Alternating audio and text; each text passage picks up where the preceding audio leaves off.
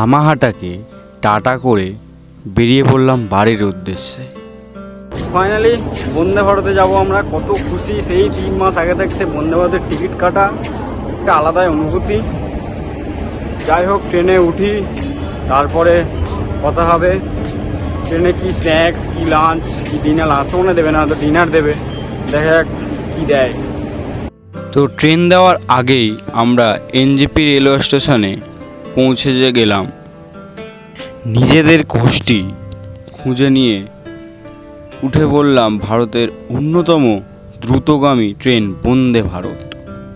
বন্দে ভারতের এই সিস্টেমটা বেশ ভালো লাগলো যে দরজায় হালকা করে প্রেস করলাম আর দরজাটা খুলে গেল। বন্দে ভারতের ভেতরটা কি সুন্দর, আর এই দিকে দুদিকে চারিদিকে লাগেজ রাখার জায়গা আছে বেশ কমফোর্টেবলি।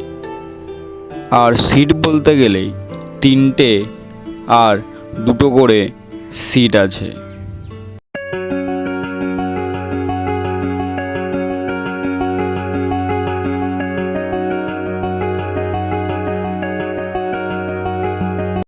তো আমাদের ট্রেন ছাড়ার সময় হয়ে এসেছিল, তো সেই কারণেই তোমাদেরকে ক্যাপচার বন্দি করলাম যে দরজাটা বন্ধ হয়ে গেল ঠিক টাইমে। তার কিছুক্ষণ পরে আমাদের ট্রেন ছেড়ে দিল এনজেপি রেলওয়ে স্টেশন থেকে হাওড়ার উদ্দেশ্যে। তো প্রথমেই আমাদের একটা জলের বোতল দিয়ে দিল, আর ট্রেন থেকে যা ভিউ আলাদাই পুরো। বন্দে ভারতে লেগ স্পেস নিয়ে কোনো প্রবলেম নেই, যথেষ্ট ভালো লেগ স্পেস রয়েছে, আর লম্বা মানুষদের খুব একটা অসুবিধাও হবে না। আর এখানে রেখে তোমরা যাবতীয় জিনিস রাখতে পারবে বা অফিসিয়াল আর কিছু কাজ করতে পারবে।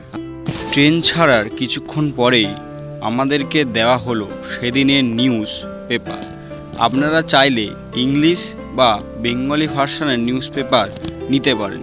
যাত্রা শুরু করার কিছুক্ষণ পরেই আমাদের দেওয়া হলো ইভিনিং স্ন্যাক্স।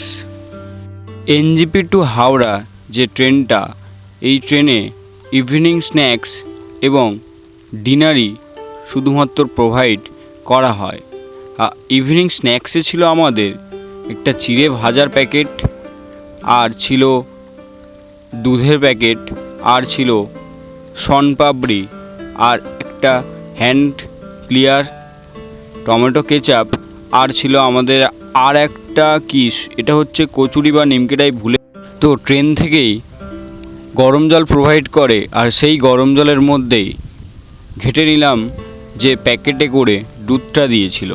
তো ওরা ট্রেন থেকেই প্রোভাইড করে আর একটা জিনিস, যেটা হচ্ছে কাঠের চামচ।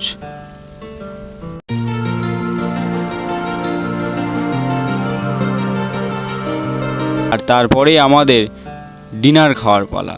তো ডিনারে অনেক কিছুই ছিল, খেয়ে পেট ভর্তি হয়ে গেছিলো, যেহেতু ছিল ফুলকপি আলু ভাজা, ওখানে নাম দেওয়া থাকবে, একটা মিষ্টি দই ছিল, আর সাথে তো পরোটা ছিল 2 পিস, আর চিকেন, ডাল, ভাত। আর পরোটার সঙ্গে আমি চিকেন খেলাম, বেশ সুন্দরই লাগলো, মানে 10-এ 8 দিতেই পারে। আর তারপর ভাতের সঙ্গে ডালটা মাখালাম। মোটামুটি ট্রেনের খাবার ঠিকঠাকই। অনেকে বলে যে সেরকম ভালো না, বা ফিডব্যাক সেরকম সবাই খারাপ দেয়, কিন্তু আমরা যেদিন আসছিলাম এনজেপি টু হাওড়া, সেদিনকার খাবার বেশ সুন্দর, বলতে গেলে 10-এ 8 দেওয়াই যায়। আমার তো বেশ ভালোই লাগলো।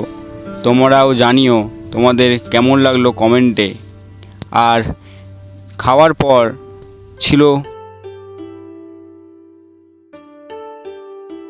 আইসক্রিম, ঠান্ডা ঠান্ডা আইসক্রিম। ট্রেনের বাথরুমটা বেশ পরিষ্কার পরিচ্ছন্ন, মিররটা খুব সুন্দরই। আর যখন ওখানে একটা প্রেস বাটন আছে, ওখানে প্রেস করলেই জল চলে যাবে। আর মেন কথা, 5 স্টারের মতো লাগছে। বন্দে ভারতের আমাদের কারেক্ট টাইমে ট্রেন পৌঁছে দিল হাওড়া স্টেশনে। তো তোমাদের নর্থ বেঙ্গলের 3টে এপিসোড কেমন লাগলো জানিও, ভালো লাগলে লাইক কমেন্ট অ্যান্ড সাবস্ক্রাইব করে দিও।